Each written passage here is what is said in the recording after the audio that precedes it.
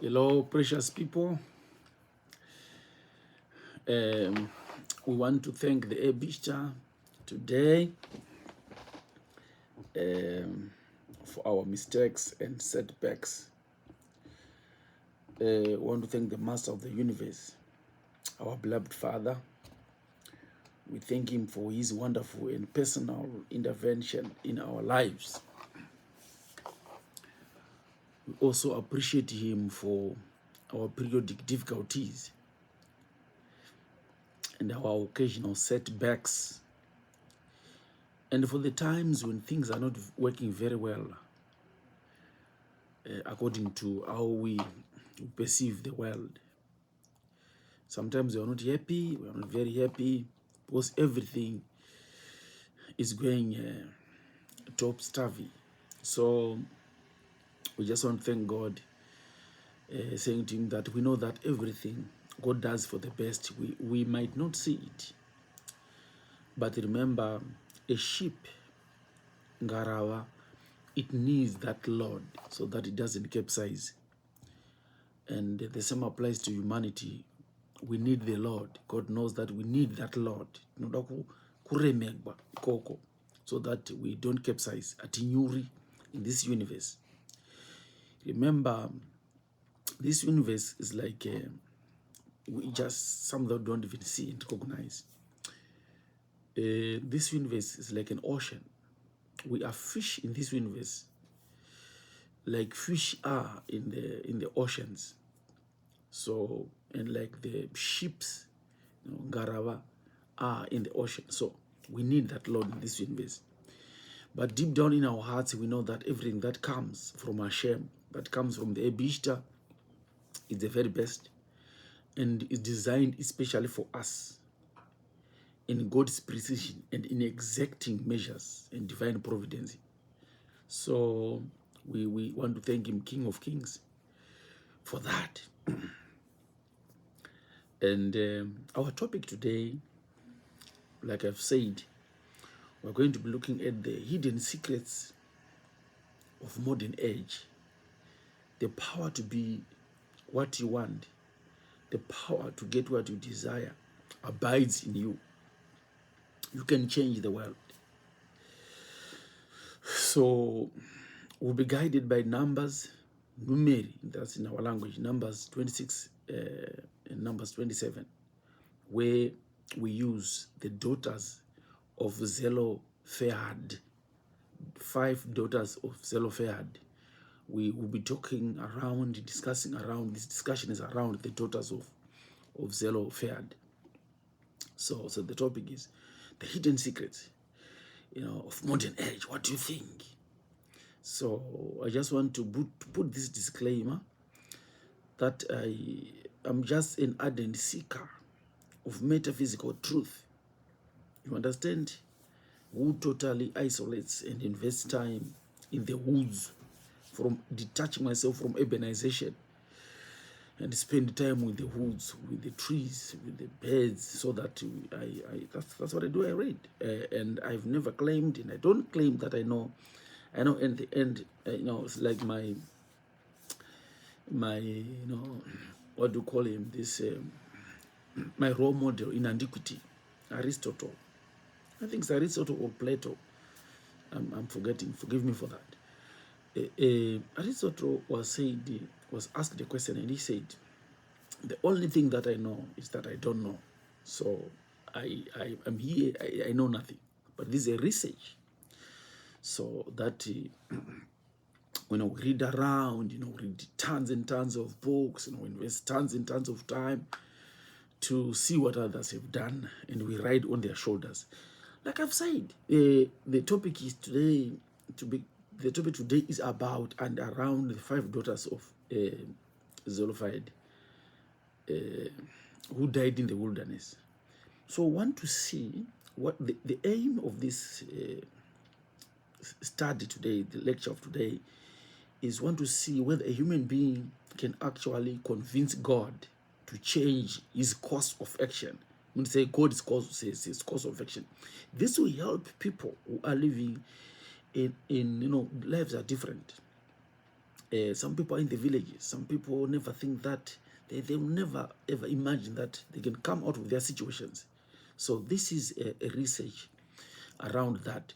So my question is, before I delve deeper into the studies, my question is, what in your opinion is the hidden secrets of modern age? What in your opinion is that?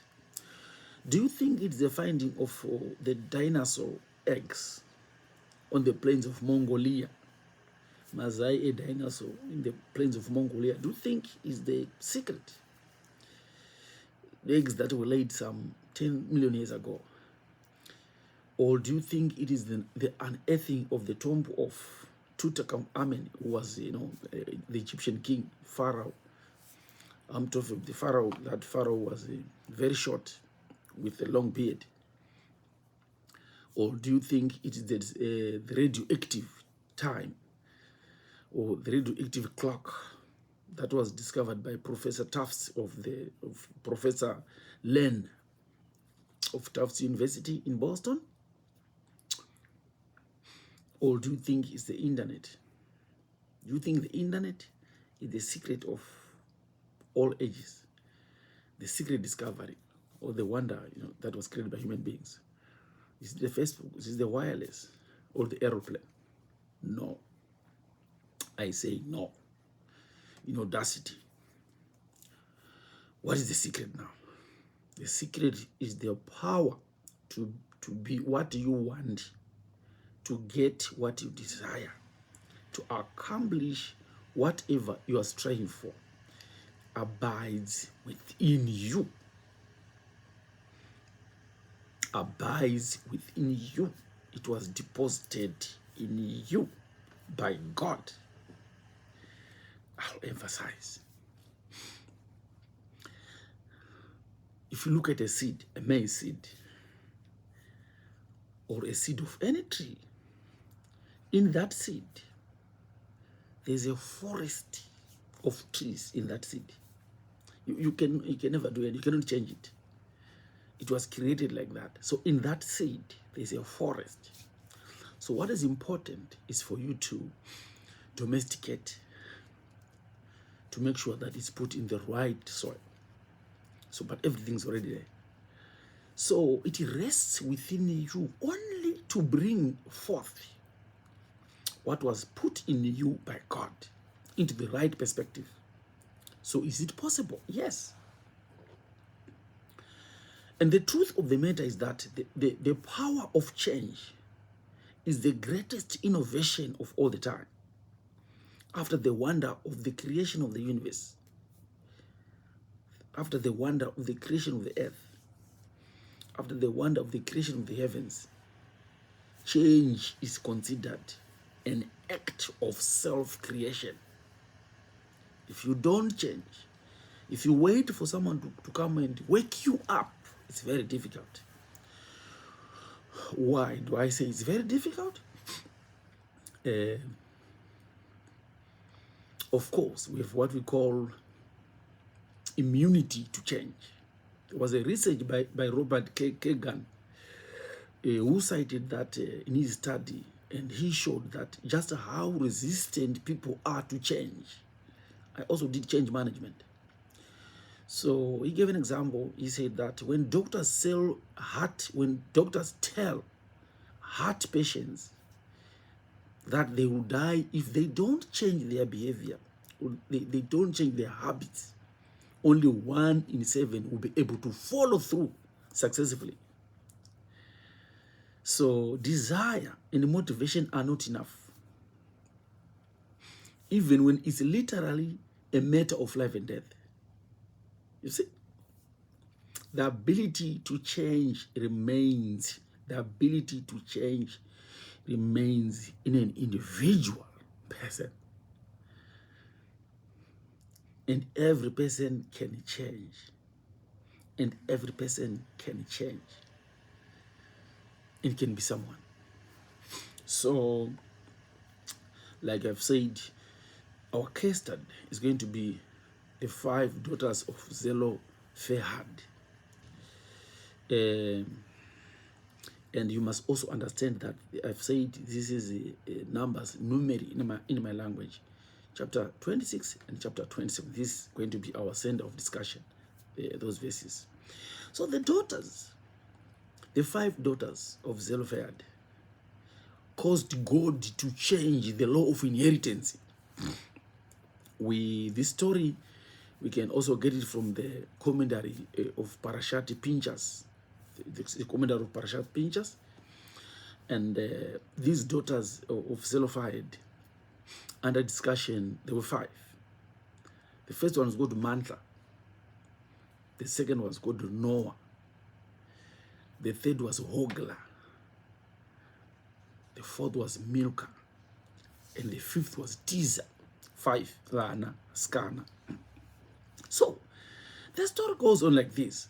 Numbers 26 describes a census that was taken of all males over the age of 20. But, over the age of 20. So that was the census that Moses caused for the people. They said the elders should take that census. But Zelophehad had no sons. Zelophehad, the father of those girls, he had no sons. And he had only daughters. But we are saying these daughters changed the course of history. So as the census was concluded, God instructs Moses. God himself instructed Moses. And he said, among all these males that were counted in census, they should be given a portion of land. So, and unfortunately, the 5 daughters of Zelophehad were not included, were not counted, because they were not males. Vakasiwa. A girl child anabasa. Now, let me take a slightly little bit in another direction perspective. We might expect that women during that ancient time, who were successors to Egyptian slavery, the Jewish people had lived in Egypt for 430 years. They were enslaved by Mitzrayim, by Egypt for 430 years. And these girls are just coming from that environment. So there was so much, first under Egyptian slavery, and number 2, and a patriarchal society, a male dominated, where male are domineering and suppressed by patriarchal law that frequently favors men. So one would think these 5 girls should have reacted by keeping quiet, saying, no, we can't do that, because God has already given Moshe the Torah of truth, so we cannot change. Let's accept it. But alas, no, it wasn't like that. So most people said, they should have accepted as natural rule decreed for them from God. Or we might also expect women in those ancient days to stay closer to their kids, to stay in their tents, to be submissive to their decision-making husbands, and to remain out of sight. But it was not like that. Remember, Moses had already descended Sinai, Mount Sinai, with the book already finished. But in that book, there was no the law of inheritance. In that book, girls were not allowed to inherit. In the same book, the Torah. So how and why did Zelophehad's daughters write a new chapter in history of humanity? They wrote a new chapter in the Torah. It was not there first when Moses descended Mount Sinai. It was not there. So they said, ladies, there were 5. Girls, let's go out and meet Moses. And we need to change our destiny. They said, how can we change our destiny? The law has already been written. Moses already brought the law. We can't change. They said, let's go and meet Moses. To change our destiny, it's very possible. So then the verse states that the daughters of Zelophehad came forward. That's the verse. They stood before Moshe Rabbeinu, Moses. They stood before Eleazar, the high priest. They stood before the chieftains and said, please excuse us. We need to talk to God. Let's imagine the scene. You know, the Israeli camp, or the Israeli camps, was formed of tribes. Each tribe, you know, there were layers and layers and layers and layers of people you would see before the next person. But they said, no, we need to talk to Moses. So together they go. Together they go, together they went out of their tents without being called by anyone to the place of the high-ranking men and congregate, to the place where the Holy of Holies, the Mishkan, the Mishkan in Greek, the Ark, the Mishkan, the Ark of Testimony, to the place of the holiest of all places, in the sacred place, the Mishkan, it was fresh from Mount Sinai. And the tablets were there. And they said, Moses, we are here. You know,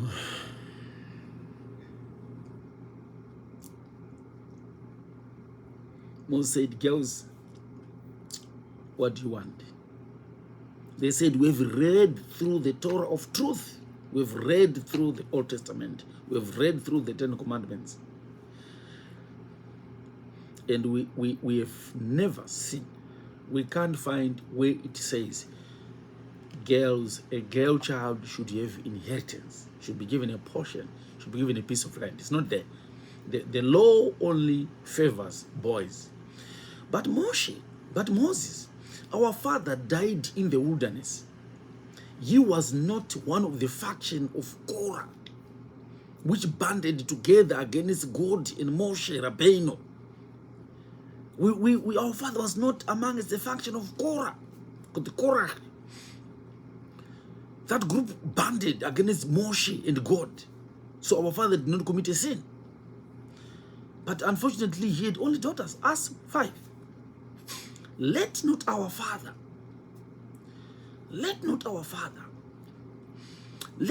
father's name be lost to his clan just because he was unfortunate not to have boys. So, in case Moses, we are afraid, we are talking about changing one's life. We are talking about changing one's destiny. Here we are saying these girls were very brave. They confronted. We can say they're soft-fronted. So they confronted. They said, no, the Bible is here. We need to go and face God. Let's go and face God. We need to change our destiny.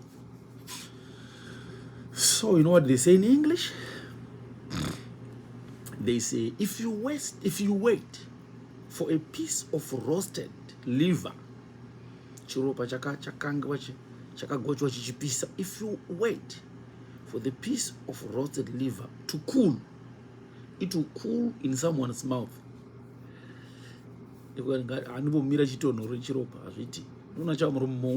So this girl said, no, Moses, that's what you are telling us, but we have come. In case you think you cannot go back to God to have this law of inheritance put in the Bible, it's not there. In case you are afraid, let's go together. You just accompany us, then we'll first God ourselves. Hey, this is what I liked so much. Moses was dumbfounded. Moses found his tongue clung to the roof of his mouth. Moses was taken away, way back. He found himself constructing the last threads of another new life. He was shocked. Moses was shocked and said, let's go. I've said, listen, these are girls who are coming from enslavement, who are coming from a galut, from exile. And all the experience was being subservient to enslavement, to their patriarchal decision-making men. decision-making fathers. But they said, no, this time we cannot. What are we saying? We're just saying the secret, most secret of all age is to understand who you are. And you can only change. Not anyone, not any single person. Like we are saying Moses took these guys and ascended Mount Sinai.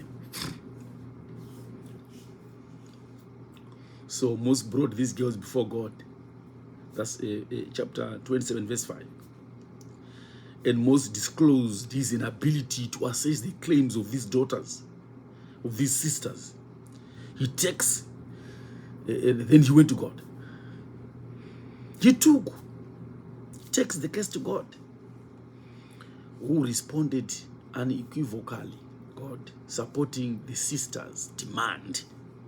And even by promulgating a new and a permanent law to secure inheritance for any daughter in such a circumstance. So that day they went back, from the Midrash. We know that God, from the Bible, from the Torah, God says Moses went the first time, and the first set of the tablets, it was the first set of the commandments, were broken, and when the second time and brought the second set of the commandments, the 10 commandments. But the second set, this law of inheritance was not there. It was not there. But the girl said God should put it, and God then said the law of inheritance of any daughter in such a circumstance must be put. That's why, and that's how we have that precept, we have that law, we have that rule in the Bible. So the sister's claims leads to the law of inheritance being changed forever up to date. You see? If you wait for someone to say, they will talk one hour. No, it's not like that. Wherever you are in the world, you can change. It's very possible. It's very possible. So the achievement of these girls, of these ladies, was a landmark in women's rights regarding the inheritance of the land from those days up to now. So it's possible for a person to change his or her destiny. It's very possible. It's very, very possible. What needs is determination to want to win. Determination to want to win. Faith to want to win. They said, let's go to God. Because no one can do it for you. So,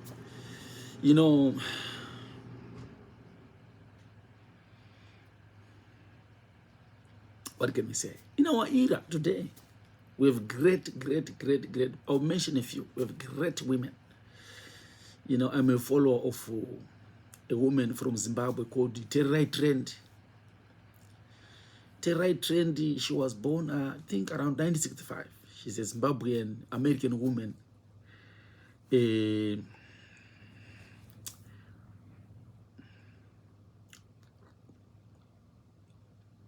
Whose education was very, unlikely.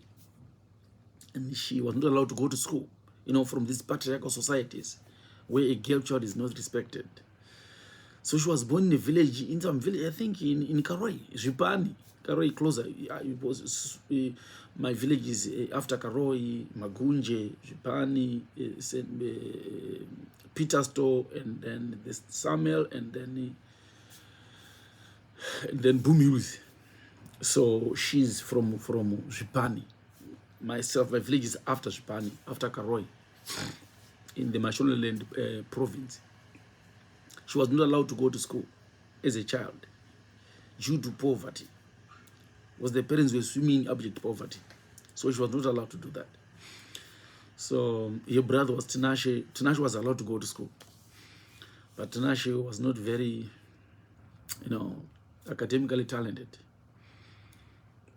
So she used to do Tinashe's homework until the teacher the other day said, Tinashe, I think Urkugona study, what's happening? And then it was revealed that the sister terrorite trend, was doing the homework for him, and the teacher said, this girl then must come to school, and she went to school, but she didn't do anything. It was the parents. Then they offered a cow for Lobola, and she was out of school to be married. That's the story in short. And she was married, and she had 3 children when she was 18. And then what happened was that, there was I'm talking about this lady. There was a guy from America who was called Joe Lack, the American and former CEO of UEFA International. When she visited a place there, he asked the people in the villages what were their greatest dreams, and she said she wanted to go to America and get a bachelor's degree, a master's degree, and eventually a PhD, of which she did. And then she had written some of the dreams, and she hid those dreams in a pot, in a clay pot. But I can tell you now, she achieved that. We have other people like in the Bible, like Deborah. Deborah was a judge. She was against all the odds. So she was a judge. In our era, even here in the USA, with the likes of, we see the legacy in women such as Kamala Harris. It's a black and South Asian woman who dared to dream big and broke the ceilings to ascend to a new position as Vice President of America. It's very possible.